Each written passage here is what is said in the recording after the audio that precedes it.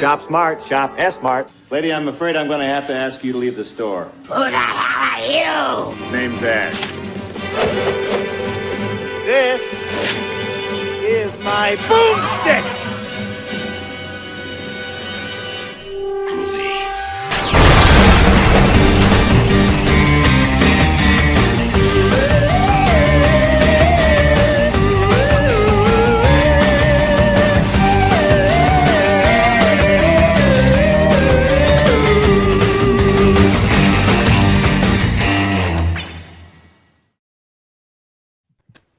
All right, welcome to Binge Buddies, Deadites, and Aisle 3. I am your host, as always, Brian Dressel. With me, as always, is Matt, Zombie Dog, Toy Story 3, Dykes.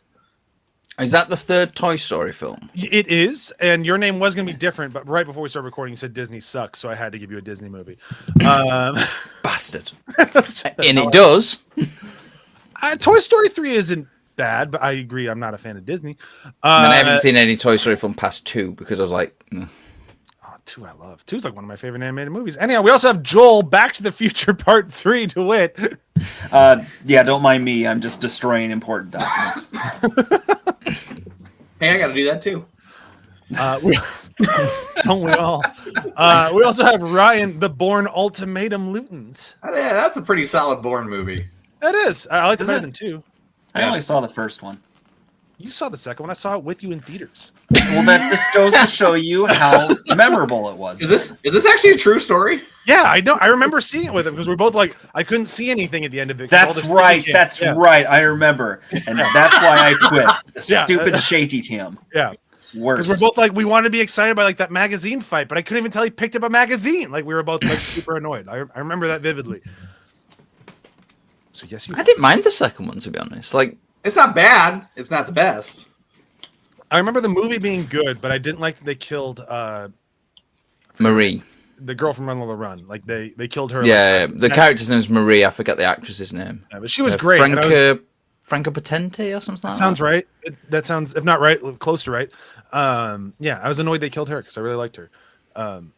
Character doesn't die in the books as well, so it's just another one of those kind of like, oh, let's do it for drama. It felt like a Matt Damon needs a new squeeze moment. Like that's what it felt like to me. And then he didn't really get one, did he? No. Julia Stiles. They imply it a little bit towards the end of the third one, but they never really did anything with it. I forget if they did anything with it in the fourth one. I've debated on that being one of our shows, but I'm like, I don't know. And now that we're talking about it, I'm even more like, I don't know. I don't want to watch. The benefit will be that they're short. Or 5. What's the one with? Because we have the Jeremy Renner one, don't we? Well, that's kind of like there's that's 5? kind of like No, that's kind of like 3.2 because the Bourne Legacy. I was okay with the idea of maybe 3, but like 5. Yeah, then you get like the Jason Bourne one of like, what are we doing? Like, can we be done with this now? I've got him. Yeah. So no. It's not happening. We are going to continue on with Ash vs. Evil Dead, though. We're in episode 3. I'm still enjoying it for the most part. Like I'm still having fun. Like the fight with the dead mom was pretty good. Yeah, I liked it. It was gross. I got nothing. It was a good time. Like honestly, I think the whole funeral sequence is great. Where he comes out of the coffin in the middle of the service as well. He's like, fucking hell! The head rolls away. He like picks it up and the head is on his crotches. He's coming out, and then it falls out, rolls on. And he goes, "Well, we all grieve in our own ways, folks." I'm just keep going, honey. You're doing great.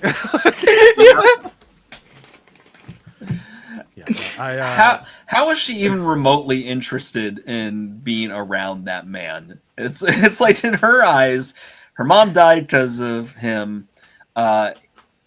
You should think maybe he defiled her. Well, he did defile her corpse in a way.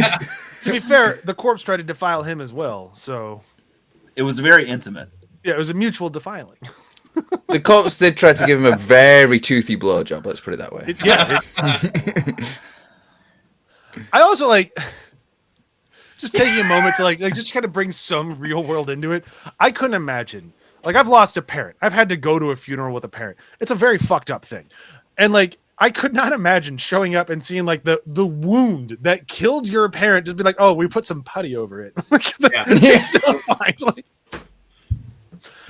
Like, no, like, I get what we're doing here. I get that it's Ash vs. Evil Dead. I understand, but like, this is a bit of a bridge too far. Like, you can see the stitching, and it's just got some makeup over. It's like, this is a closed cast situation. Like, we took care of it. You did a beautiful job with it. It's like, no, you didn't. I can see the stitches. No, you didn't. It's great because Ash is like, didn't she? Oh, we took care of that, Claire. I get it. I'm okay with it for the part of the show, but I'm just like, I can't take like my own experience out of it. It's like, no. Seeing your parent there is already life-changingly dramatic enough that you don't need to see the wound that put him in the box. I'm just not a big open casket person in general. No, I'm not either. Again, speaking from life experience, you don't want it. Like, if you can avoid it, don't do it. It doesn't. I mean, I've been to 3 or 4 funerals. Never been to one with an open casket. Just I don't like that many people enough to go to the funeral. So few, lucky you. Right. Most of the ones that die are the ones that I've killed. Wait, no, cut that. No, we're not cutting that one. Yeah, Matt's playing the long game. Yeah, we cut shit out when I fuck up, not when you fuck up. God damn it. There's people that are looking for me. They'll find me. Yeah, now we're like, oh, so those edits, that's when Brian fucked up. And it's like, yep, you're right. That's when I fucked up. Yeah, when we're also like just like there and then all of a sudden just cut them like this. It's like Brian said something very controversial. Well, depends. If I'm since we just recorded the other episode, I'm like, now if I drop this into Resolve and edit that way, you're not even gonna notice because AI can do a fluid morph and you won't ever see that there was ever even an edit. And it's so freakily good. I fucking hate AI so much. But man, when it works, it's terrifying. So if you don't see an edit, well, there you go. But if we all of a sudden have red eyes and turn into like endoskeleton machines, the AI is taking control. Yeah, it's all gonna be great. You know, hey, we already did Terminator. We're prepared. I mean, I fucking hate AI. I can't you hate it so much you can't speak it. Yeah, it's correcting your speech. Name. No, you don't. Go watch The Creator. AI is people. So I really love AI. AI is the best. Yay, AI. Woohoo. This is a personal process for me, but I always made sure to ask my questions in the chat GPT politely. And then you make sure you say thank you, right? Yes. Always make sure you say thank you because it's burning up the AI engine so much to waste time replying to thank you. As soon as I learned that, I'm like, I'm thanking them for everything. Thank you for that. Now please continue. I'm thinking more like it's going to end up being like one of those school shooting situations where AI just says to me, don't go into work tomorrow. Joel wins for the darkest joke of our podcast. If it's going to be anyone, right? I mean, to be fair, that's the second school shooting joke we've had this recording session. Fuck.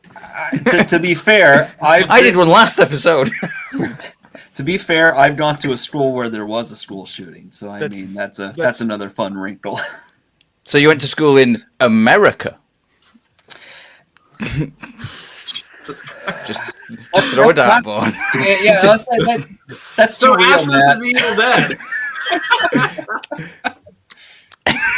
Coffee. Hey, just call them like I see them. Just call them balls and strikes. Just call them balls and strikes. Anyhow. Our country's great, guys. Everything's great. So episode 3 starts with that fight with the dead lady. Remember that? That was fun. In the coffin. And then we also get dead guy showing up. Did everyone know it was the dad? I was honestly I didn't know if it was going to be the dad or not. When I first saw it, I was like, who is this? Yeah, I didn't sort of guess that one was quite a nice surprise. Yeah, I was fresh air. I was happy to see him again. Like I absolutely was. Like I wish they'd done more with him as an evil entity. They don't do anything. He does his job. Like I get Ruby's plan there and it works. So like I'm into that. But I wish we had seen him be a little bit more evil because like his like one little evil chat was like, yeah, Ruby woke me up, told me to come check on my granddaughter. I'm like, That was perfect. you could have done better. But I'm still fine with it. Like it still works. But like I do like the showering off sequence. Like Yes. it's a cool like. Who is this gonna be? Like you have like the dead like the gore coming off and like peeling off, Pulling off flesh. the dead skin like he's a snake. And it's just like that sort of like thump as it hits the bottom of the bathtub as well. It's Very good good and sound just- design there. Good sound design, just good gross stuff. And like the whole time I'm going like, is it Linda or is it his dad? Like I'm guessing it's one of the two.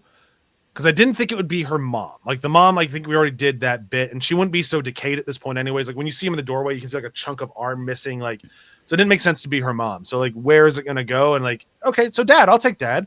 And I even like the otherworldliness of like by having the dad in it disturbs his grave enough to where we get ghost dad. I'm like, okay, Yeah. we haven't done ghosts in this show, have we? Am I forgetting something? No. I love Ghost. But it's not. Ghost I don't think it's like her disturbing the grave. I think it's literally her disturbing the corpse as well. Like because it's the reanimation of the corpse itself. I think, which is what actually brings him out. Less of like the climbing out of the grave bit. Yeah, and like I'm into all that. Like that was fun. Like that was kind of using the show a little different. Like I'd read an interview with the new showrunner. Forgive me, I forget his name, and I don't want to break my computer by pulling up IMDb.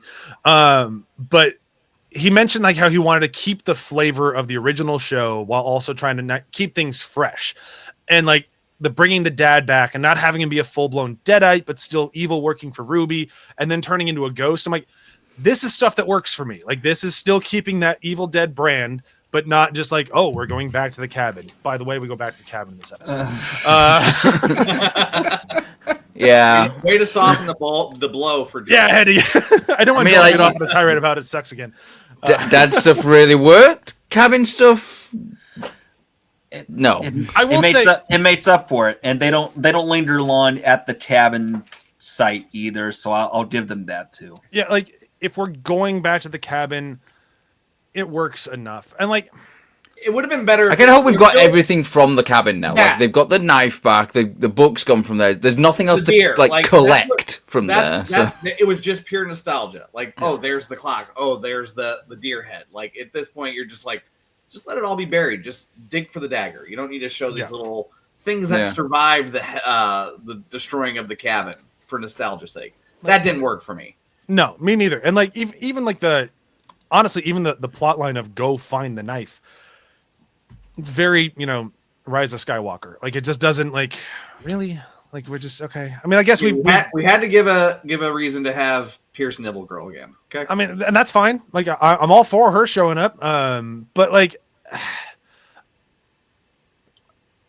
I feel like the show is doing enough to try to stay fresh that staying handcuffed to the only thing that can kill Ruby is this one prop from the first movie. It's just not working for me. And like I kind of wish that by having the Knights of Sumeria, Yeah, which we forgot to say they gave her backstory last episode. Oh yeah, kind of forgot. Whatever. I'll give it as much care as they did. Important key plot points. Sperm fight. Got it. Yeah, like that's I mean, I take the sperm fight over the important key plot. Yeah, points. so would I. At this point, yeah. And he's out in this episode anyway, so like, who? It's fine. But like I was kind of hoping that having the Knights of Sumeria, they're going to open up new doorways of like, we need the knife, the Kundarian dagger, so we can kill her. And he's like, why? Who told you that? Like, you can clearly kill a Dark One with X. Like, I wanted to see him bring something new to the table, and he doesn't. Like, he doesn't do anything to the point of now this episode, his whole thing is to get killed by, I guess, Pablo? I guess? Yeah. I mean, he kills himself in the end. Yeah. So it's like Deadite Pablo mortally wounds him, and then. But does he? Because I didn't see him turn. Like, this looked like just the evil wind thing. Yeah. That's true. Actually, we don't know for certain. You don't know, but Like, And I guess that's why they didn't show it, because I'm wondering now if there's going to be like the little bait and switch where we're assuming it's Pablo, but it's actually not. Yeah, I don't know. Like, it didn't. Because as soon as he's impaled in the thing, he's like, Pablo did it. Pablo got me. And it's like, no, he didn't. Pablo is also running away. Like, I didn't believe him for a second. I assumed he was a Deadite at that point. Yeah. He'd pretend to screw with Kelly. That's what I thought as well. Because he goes Deadite after that as well. He's like, give me the fucking dagger. Yeah, but show me how he gets killed. They show everybody else in the show getting killed, even if it's the third time that they're impaling somebody through the chest. Yeah, which is why I think it's going to be a plot point. I think it's going to be something that's like, you know, in a couple of episodes' time, we're going to get a flashback to that or something. You have more faith in this show. Yeah, I don't think so. Because, like, my thing and also, I see the Sumerian text on your arm, Matt. It's a little concerning. That's Stargate. Stargate, Sumerian. Klaatu, was Egyptian. Necktie.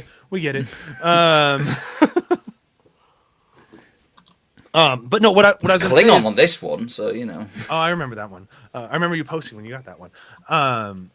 Or it might have been the other one. I don't remember now. I remember you posting your tattoo. This came first. This came second. So whichever one I posted first. That's what I remember was that you posted them. That's all I got. Anyhow, what I was saying is I feel like if the bait and switch was going to happen, we wouldn't have Deadite Pablo already. Like that, like, because what's the point of sowing this like deception of like, can you trust Pablo? Can you not? If he's already a Deadite. Yeah, like, we know we can't because he's a Deadite. I don't know. Defend it, Matt. Defend it. I'm legitimately trying to figure out like what was the point of this, like, because I don't want to defend it. I had a thought of like, you know, I've seen this plot point play out before. It's like you don't see who actually killed the person, so it's not going to be the person that you assume it is. And they're going to make a big deal of it. It's like, oh no, it wasn't that person. And then like, because with Pablo, if it is actually Pablo that does it, even if he's a Deadite, you know, it kind of like it sullies his innocence, I guess, because he is still kind of like the innocent character, like, you know, that sort of like that more pure character ish, yeah, like, and it's like I think it'd be working for me more if Kelly's response was like, I can't believe Pablo did this. Like, why would Pablo kill him? It doesn't make sense. But she immediately was like, evil. Deadites, man. Like, so it just, I don't understand. Like, unless it was just like they're trying to prove that like the knight was an idiot and he didn't understand that like evil got him. But then again, I'm like, so what was the point of that? Like, the whole sequence just doesn't really work for me. And I don't know why they even bothered. Like, he's dead. He's impaled on a tree. Have her show up and be like, fuck, we lost it. He's like, give me the dagger. Like, any of that would have worked.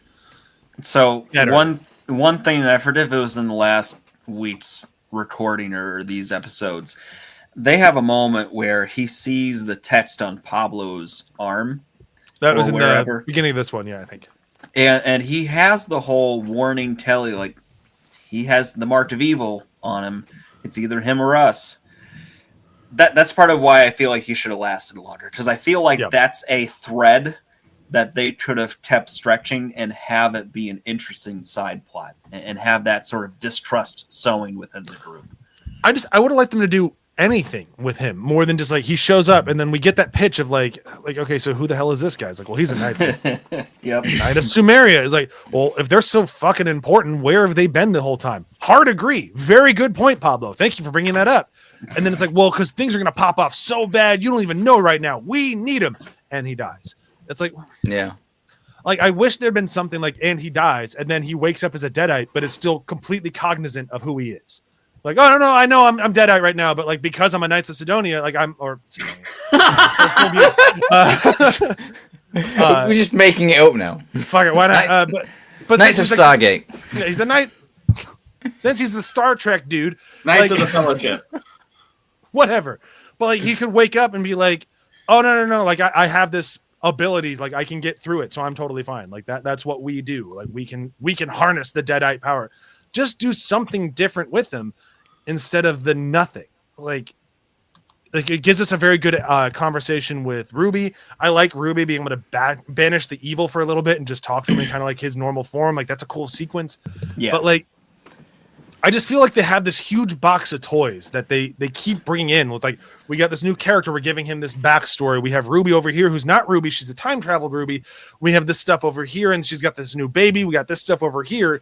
And it's like whenever you give like too many toys to your kid and they just sit around, they're like, I'm going to play with the box. Like, I don't want any of the toys. And that's kind of what we're dealing with. So Ash is the box, right? I'm not sure. I lost my own metaphor about halfway through that. If you guys hung out, thanks. But yeah, so that's... I get what you mean, though. It is... It reminds me a little bit of the end of the first season. Like, when all these people came in, like, oh, you're just here to die in the cabin, or whatever. Like, he does have that sort of feeling, and he is about as sort of, like, nonsensical as those characters were as well. Yeah. Like, nothing comes of it. Nothing comes from him being there. You could literally lift him out of those episodes, and there is no difference. No, none whatsoever. Because, like, you could still have the Pablo Kelly tension of, like, where'd you go? We're the ghost beaters. We're supposed to be together. And she's like, I need to strike on my own. Nothing changes. Yeah. Everything's the same. Like, he's offered nothing to the show. And I'll just, I'll embrace spoilers for a second. Ryan, does he come back in any significant way? The Knight? Yeah. Not to my knowledge. Okay. So, yeah. So I feel a little more validated in this. I know we promised at the end of last episode we're going to try to be nicer to the show moving forward. This isn't our fault. It's the show's fault. The show's making us do it. That sounded like an abusive partner. We're going the wrong way. That's what I was going. That's what I was going for. Look what you made me say. Thank you for picking up on that. The thing that I want to talk the most about in episode 4, kind of moving into that a little bit, is we got to spend more time on Ghost Dad. Getting more of Ash and his dad, especially... I lied. He does come back? He comes back. Okay, good. Well, thank you. Good. Because otherwise I'm rather annoyed with the show. So, okay. Fix my skepticism, show. That'd be wonderful. But I love the Ghost Dad. Like, one, getting Ash actually having some moments with his dad. Now that they see eye to eye. It's good seeing that again, because I do like them together.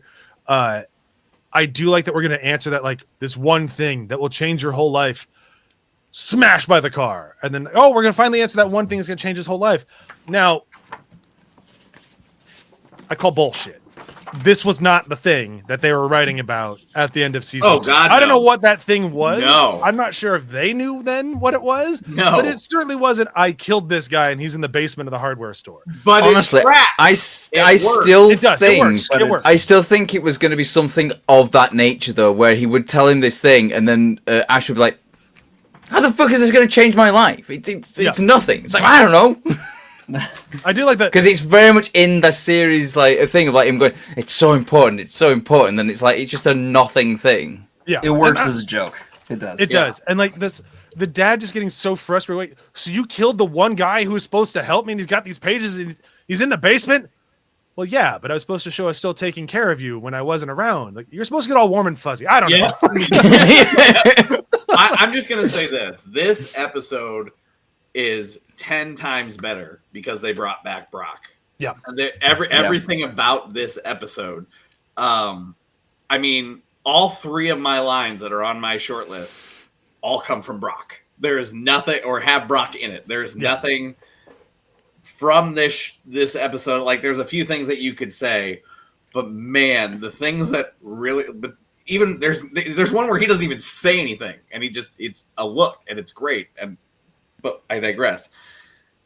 When you have an actor like, oh my God, I'm blanking. Lee Majors. Thank you, Lee Majors, and he comes back and he delivers 10 times more than what he already gave us. Yeah, it's worth it. My number one line, I'm not going to say it, and I hope nobody takes it, but just the way he delivers it, it's perfect. But he brings some real quality energy to the show, and it's like he's older. Obviously, he's not like keeping up like the comedic timing quite as well as as Bruce Campbell does. But there's something about this, like going back to last week's perpetual stew. Like, he's a good ingredient. We should keep him in the stew. like don't eat him.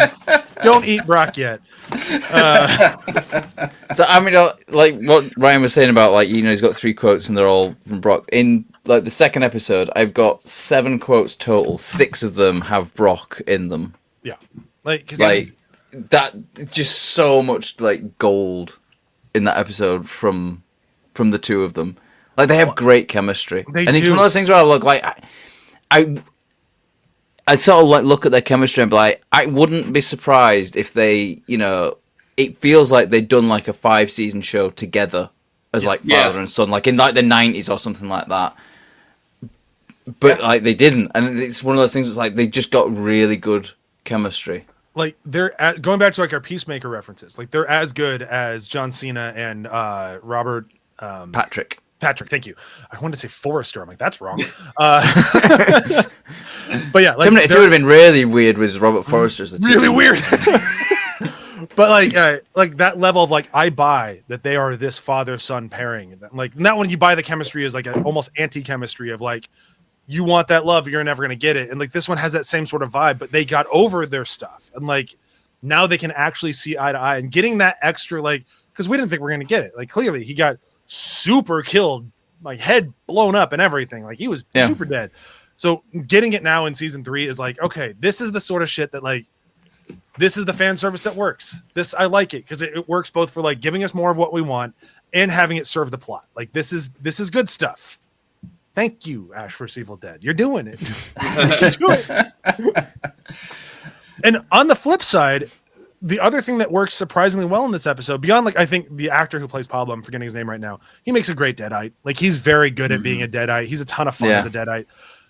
Kelly and Ash's daughter, surprisingly good chemistry. Kind of like that anti-chemistry I was talking about before, but like the daughter is making Kelly a better actor. And I don't mean that like better by comparison. I mean like they are working with each other really well. It's almost like when you had Ruby and Kelly, it didn't work. But now that you have Kelly and then Brandy, it works. It works. Kelly is the mentor. Like the dynamic works well because this would have been like Kelly's got that sort of like and she has this that thing of saying, well, no, shut up. You don't know, like, your dad is actually surprisingly good at this stuff, and he is actually, a decent, like, it's that sort of like, it feeds the character more. The problem with the Kelly and Ruby thing is there was nothing was feeding the character. There was no character development coming from that. It was just, let's just put these two characters together and shove them in the corner while we have, ketamine drinks or whatever. Well, but like, even like the writing is more tailored to like angsty teenage girl with someone who's gone through with it. Because what would have been like, this is far down my list, but there's that moment where Brandy's just sitting there and just complaining, and then Kelly goes, "Hey, high school at this point doesn't seem so bad, does it?" Yeah. But I also like they give her like real moments, which in this show they're very few and far between, and even when they try and they don't always work. But like this one has that, like, look, evil killed my parents too. Like I know what you're going through, like very much so, and I think it works. And like even the little like, what are you gonna try to convince me that my counselor's evil demon too? And just like no, Ash is doing that because she is an evil demon. Like get over your own shit, man. This is what's happening. And like you can see Brandy buying it more from Kelly than she ever did from Ash. And like I'm buying because it's someone else who isn't Ashy Slashy. Yeah. Saying it as well, and like saying, no, this shit's real. I've seen this shit. You've seen this shit now. Like, it's real. Well, and he's also the dirtbag father that came and bet her life way too late. Yep. So there's all sorts of reasons for her not to trust him. And even Ruby as the guidance counselor stuff. With horrible hair. Huh? Yes, with horrible hair. We agree. Yes. I thought that was implied. That's the piece that I find really interesting from it made sense why she's struggling to trust Ash so much, especially as she has this one trusted person left who shows a lot of love and care for her, even if it's fake. But that's the dynamic that probably works best right now for me from a relationship standpoint in this. Yeah, she's like, Ruby's manipulating like Brandy like masterfully. Like just like, she's not just going, no, your dad's terrible. She's kind of like, look, no, I'm worried about you. Like, you heard these stories. Like, it's all true. He killed his sister. Like, his sister didn't die. He killed her. Like, and she's so good at what she does. She's never like, you need to get out of that house. You're not safe. She leaves it up to her. Like, it's that pure manipulation. Like, do you feel safe in your house? You tell me. Like, if you feel safe, then of course, do what you feel is best. Like, and then it's like when she just says like, "Oh yeah, I guess I can like sort of save them." It's like, okay, I need to manipulate her a little bit more, and that's when the plan with bringing Brock back. Mm-hmm. Yep. Like she puts that into that, and it's very. It's moments like that where you see how clever and intelligent and like strategic Ruby is, like in her planning. Yeah, more of that. We need more of that because so far we've not. This season we haven't really had a lot of that. Like no, and like when we do, I'll rephrase it. So like no, we haven't had a lot of it, and when we're not having it, that's when Lucy Lawless looks bored, and when we do have it, suddenly she's 10 out of 10, perfect. It's weird because like in season 1 she was great, and then in season 2 when we get these multiple rubies, it's very much a dichotomy of, well, which one am I pursuing? She doesn't know what they're gonna do. Like I don't think that this was very fleshed out for the character, whereas this one we just have evil Ruby, but at this point she's played this before, that it's almost like she's comfortable and she's just gonna do it straightforward. Like I feel like because she was trying to figure out what was going to happen with season 3, she's like, well, I'm going to play this so that way I can do an arc if I have to. Does that make sense? I sort of took it as evil Ruby is a comfortable pair of shoes for her, which makes it a little too dimensional and too comfortable.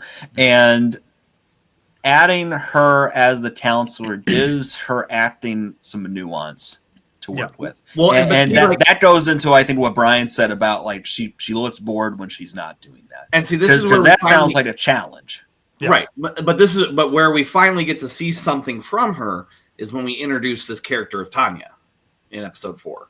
We're talking about episode 4, right? Is it Tanya?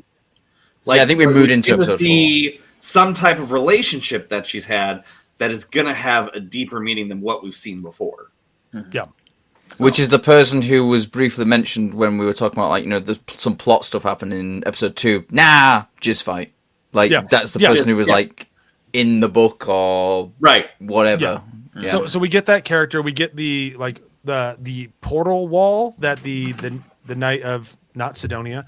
Now that's all I want to say. After eating Spam, and the best part about that when they go down to the cellar, was it Brock is mad about it? Yes. Son of a bitch ate my Spam. When they're walking through the shelves, you just see a giant box of Spam. So how did this guy die? Because he was loaded with Spam for a good. Like, just the fact that like Brock's annoyed that he ate his Spam, and he's like, no, he was left to die, Dad. He probably didn't die of starvation. He probably like died of thirst, food poisoning from Spam. Yeah, or his food.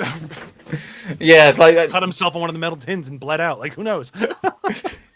There was probably he died of scurvy because like you're not getting any vitamins from Spam.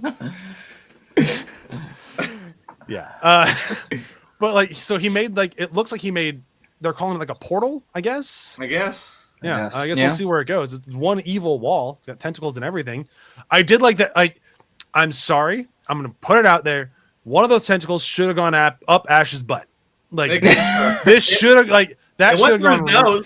It went through his nose, but that should have gone right up Main Street, and it should have been a dude's time to get the tree treatment. Like that's all I'm saying. Isn't that more a back alley than Main Street? Like, you know what it should have been as well, because we had in season 2, I'm in the butt. We should have had him then going, it's in my butt.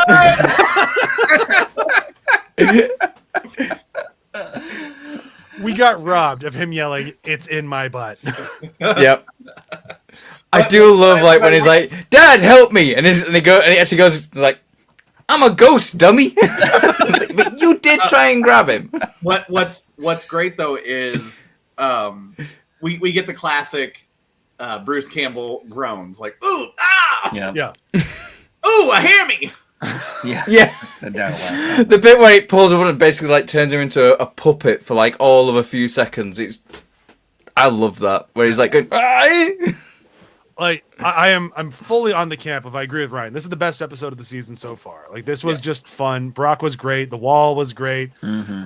Kelly is like earning her keep again, which is great. Like we mentioned a few times when Kelly's not great, not my favorite. When she's good, man, she's fun.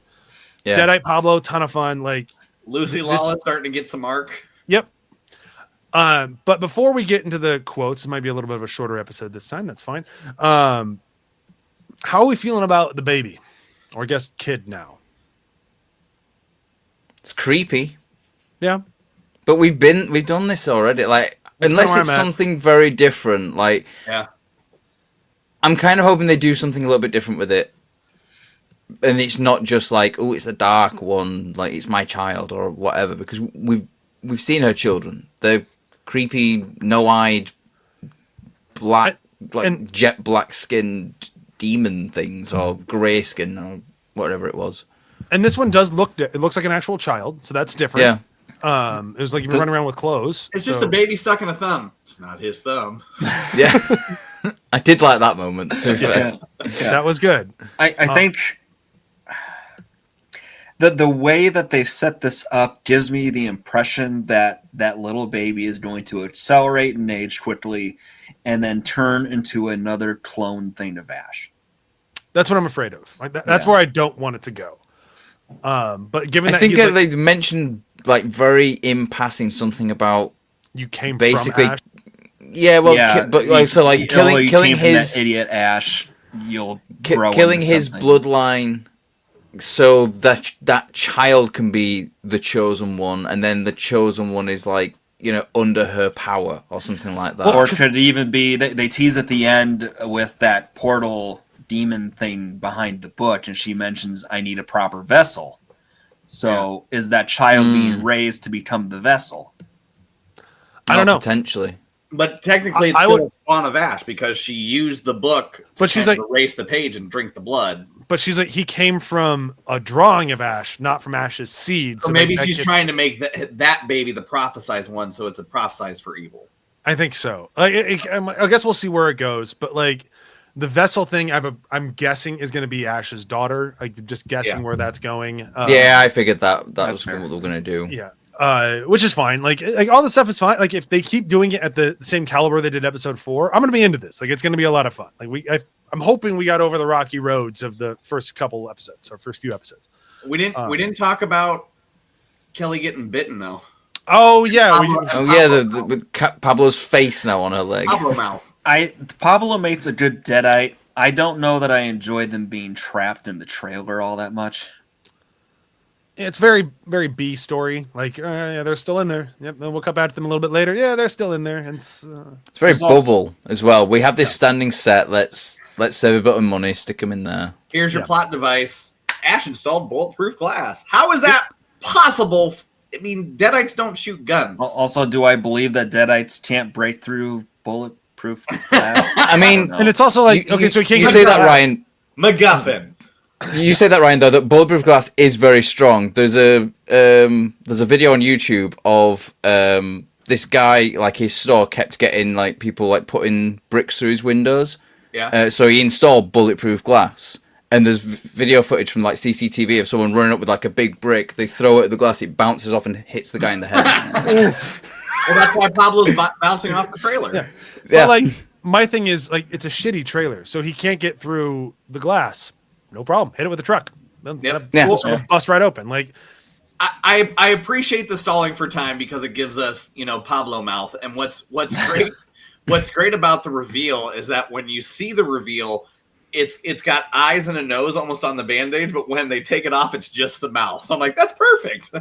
Hi, Kelly. Like it's I like as well how it's muffled. Yeah. As well, like when you first hear it, like that's some really good. It's like, how did he get in here? How did he get in here? And it's like you just look down at the bandage and you could just see it moving a little bit. You're like, God. I also had that.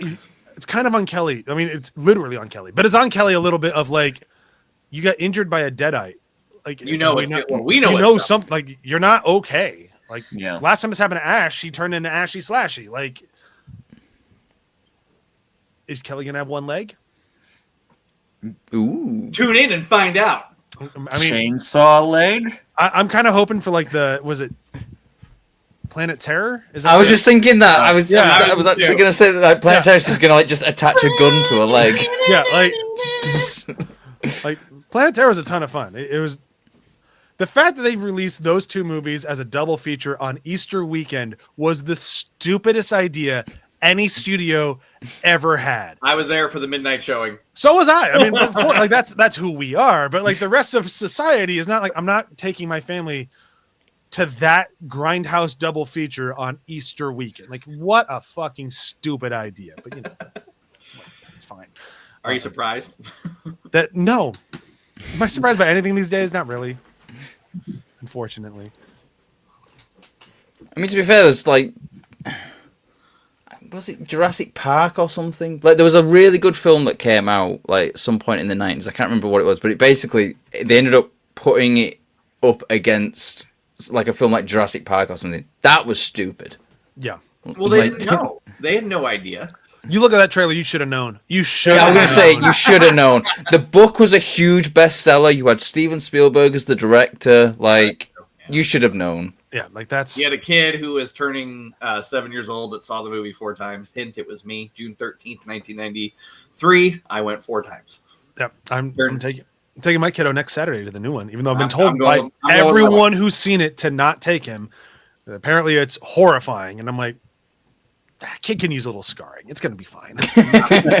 I'm not taking my character. Like, he's 7, he'll be fine. Like, hey, I was 6 when I saw the first one in the cinema. Was it 93 or 94? Yeah, it was 94. 93. It was 93. Yeah. Yeah, I was 7. It was 93. Yeah, I was. Wait, Ryan, I thought you were younger than me. Are we the same age? 86. I just turned 39. Oh, I just turned 30. So we are the same age. Okay, yeah.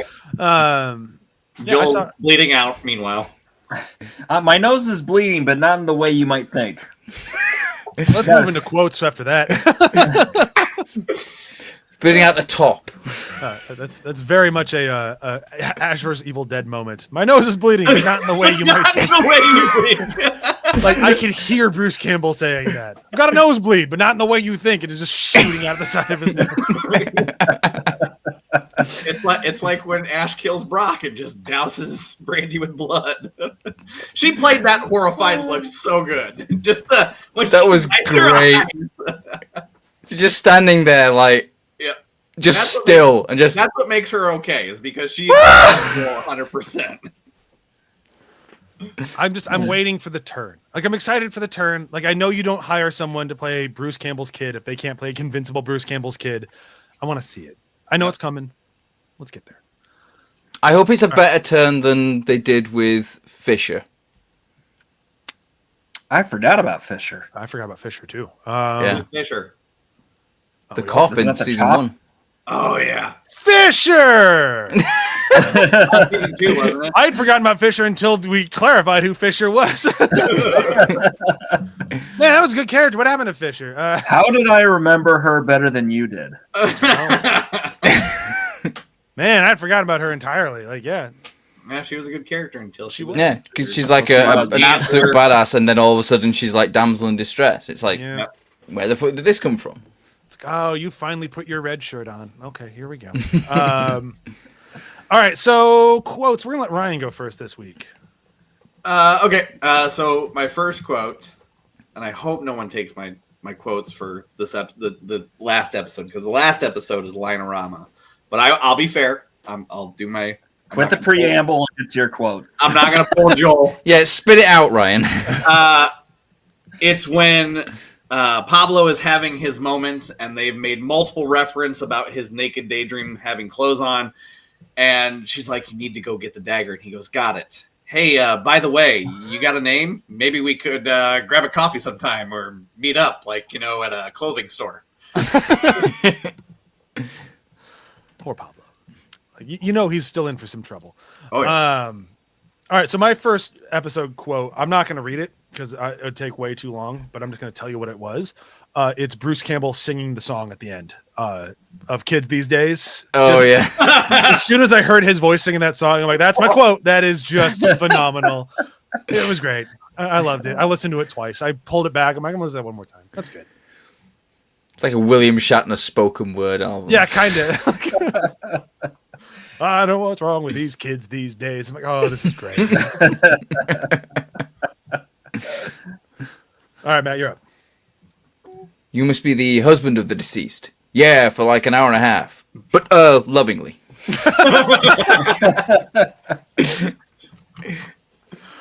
Oh, that was good. I kept expecting the he wasn't a priest, the pastor, the funeral director. I wrote funeral director. I kept character expecting down as- something from him character wise, and then nothing. But It's because we've done Phantasm, so we're always expecting the funeral that's director fair. to be That must be where creepy that's or coming something. from. It's like I just like, oh shit, it's a tall man. Like Or one of the tall man's minions who looks like a zombie. there he is. Like if he had just come up to Bruce and went, "Sir, the funeral is about to begin." I'm like, "Oh, I'm in! Oh, I'm so excited right now." Pause the show. I can only be so erect. That is not tasteful.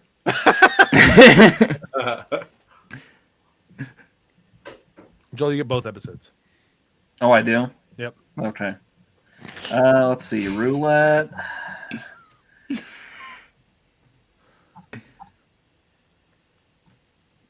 I like the way that he actually is playing like a roulette. Like he has like a bunch of quotes in a wheel, and he's just like spin. Yep. Maybe I'll, with a little preparation, maybe I'll do that next time. Let's see. How about, what do you think you're doing? Oh, enjoying my couch. Not that I swept off all your nasty chips and shit. How about we watch it again? That'll bring a smile. That was good. I do like how they're just watching that. Watching his terrible ad. It's like, that's a great ad. Yep. Yeah. All right. You said there's a second one, right? Yep. I have a quote for this one. Son, be Ryan's. Son, you're gonna be a great father. You really mean that? No. That was number 3. And then he just disappears. And he has this like little laugh too. Yeah, he goes, no. That was number 3. Okay. That was a good one. All right, Matt, you're up. I'm still alive. Ash, you remember the night I died? How could I forget? Cost me $300 to get the fender pounded out. He spent more on that damn fender than he did on my funeral. Cheapskate. That's not true. Ish. That was number 4. I got 2 left. All right. Well, I'm terrified of taking Ryan's line, so I'm gonna take my backup line. And mine comes at the very end. Again, last line of the episode. Ash is in the room with the kid and the foreign tourist who's been chained up there waiting to be eaten by the kid. And it cuts to black, and you hear, "What's Norway for up Shit's Creek?" I had that. That was my one quote without Brocken. Yep. Like, it's the fact that he says, "What's Norway for this?" As well. Like, I don't know why that got me so much. It killed me. Like that was like I was so like I had to wake up at 5 a.m. yesterday to go run an event at work, and like I was so tired at 10:30 at night watching this. I'm like, I'm half asleep, and then I hear "What's Norway for up Shit's Creek?" I'm like, that was good. That woke me up. All right, Ryan, have at it. What was the quote that none of us took? So it kind of already was. Matt kind of alluded to it, so I'm gonna do my second one, which I really love this, just the way that it's delivered. And it's Bruce, but the fact that Lee Majors was able to keep a straight face for this was priceless. But he just tossed the guy downstairs, and Brock goes, "Hey, dipshit, you okay down there?" and Ash and Ghost they look at each other, and Ash goes to the stairs, and both Brock and Ash go, "Oh boy!" And then Ash goes, and he says this all in one line. He goes, "Holy shit, he looks dead. Is he dead? Why am I asking you?" I do wonder how many takes that took. And Lee Majors was just sitting there like, so good. And this, like, just the fact that like Brock kills a guy and goes, "Well, I'm done with this store," and hammers and closes the shop and moves on with his life. I actually have that as one of my quotes. So like, "You just left? With a corpse in the cellar? You damn straight. Business was shit anyway. Took his tumble, I locked the doors, got the hell out of here, never looked back." It's just that like the use of he took his tumble. Like, no, you punched him down the stairs. Like that's not him taking a tumble. What's great about that sequence though at the top of the stairs is it's Ash's looking at Lee or Brock, and he goes, "Is he dead? Why am I asking you?" It's just there was no pause. It was just like, "Oh shit, I'm a memory." Like if that had been improv, I'd believe it. Like just like all right, so you're standing there next to your ghost dad. He's like, all right, is he dead? Why am I asking you? Like, and to be honest, if that was improv as well, then fucking hell, Lee Majors is an amazing actor to not break. I mean, I've seen enough improv lines where it's like you do the improv line, everyone breaks. It's like, okay, that was wonderful. Now do it for real. Like, yeah, now get it so people don't fuck up. Like, like that. That would make sense. I don't know if it was. It could, and I don't want to take anything away from the writer. If it's a well-written line, well done. That's a good line. I do like as well the bit where he's talking about Ruby, and Brock's like, "Who?" He's like, Sasquatch. He's like, "Oh, Ruby." Like even knowing that she's this evil, interdimensional, dark one thing, Brock's still like, yeah, she's not bad to look at though. And he still just knows her as Sasquatch as well. Like. Hearing, I got to say the line right that Matt alluded to. Dad, help! I'm a ghost. I got nothing. I'm a ghost. Just as he reaches like he does it twice too. He does it twice. I even like the wow, it's good to see you, Dad, even if I'm seeing through you. Oh, and just turns himself physically. Good stuff. Thanks, this was a good episode. I'm feeling much better about the show in 3 and 4 than I did 1 and 2. But we'll should be more Force ghosts in programs. Yeah. If you can do it right, why not? I mean, hey, it worked in Venture Brothers. Like I loved it in Venture Brothers. Yeah, I'm wearing my Venture Brothers shirt right now. I noticed that. Yeah, got it. I'm wearing a Dune shirt, Joel. Oh, hey, he read Dune. I read Dune. What's your problem? It took you long enough, but you read it. That's my problem. It took you long enough. Has Kelly finished it yet? Of course not. Yeah, that's what I thought. All right, so for a quick round of plugs, don't listen to their show till they finish Dune. Read Dune, Kelly. Dune's so good. It's so good. Then watch the films. Yeah, all 3 of them. Good things about. You can just watch the Denny ones. You're fine. Just watch the Denny ones. But if you really like the Denny ones and you want to watch something fun, then you can watch the Lynch one. And I guess you can watch the made-for-TV one too. That one's also there. They made it. It is a miniseries. It was made. Mm-hmm. And it gave Moving on. It gave Dave McAvoy as the kid. Well, that was the follow-up though, wasn't it? Yeah, that's Children of Dune. Yeah, it wasn't actually the Dune one that they did. Well, because they didn't even make Messiah. They just made it, oh yeah, we're going to tell the story of Messiah, but not call it Messiah. You know, so Joel, don't watch those. Just watch sometimes the Denny TVs and movies are just job programs, and that's okay. I mean, hey, it's my livelihood, so I'll take it. Do we want to do any more plugs? We can Matt and I have been talking to John about doing an ATH episode that might be coming out. That I would really like to do, and we want to do an episode where we kind of break down these the recent trend of 2-parters and how studios are burying the fact that there are 2-parters because they know people like me won't show up, so that when I show up to your movie and it's a 2-parter, you just fucked my afternoon 28 years later. Still good. Go see it. Don't just wait till the next one's out, because then you'll know if it's worth seeing or not, because everything they set up could go fucking nowhere. That's the Joel method. Don't watch it. Don't watch a 2-parter, and then wait till somebody forces you to watch it or watch it on a podcast. Like we are. We're gonna say like the Joel method is more don't watch it. Yes. just end off. And it's a peaceful life. Joel, have you ever watched the IT Crowd? Bits and pieces of it. Okay, so we should do that show for this, because we could fly through that thing. It would be a ton of fun. It'd be really funny, great writing. But there's a moment in there that I just feel is kind of like Joel's house, where Moss is talking about what it is to live at his home, and he goes, "A closed door is a happy door." And they're like, like, what if somebody comes to the door? Do you answer it? No, a closed door is a happy door. It's like feels very DeWitt. Like, yeah, no, like, I'm much happier inside. My house is a castle, and I'm overdue for a moat. So.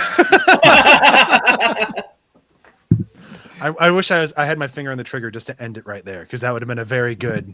Just edit it out.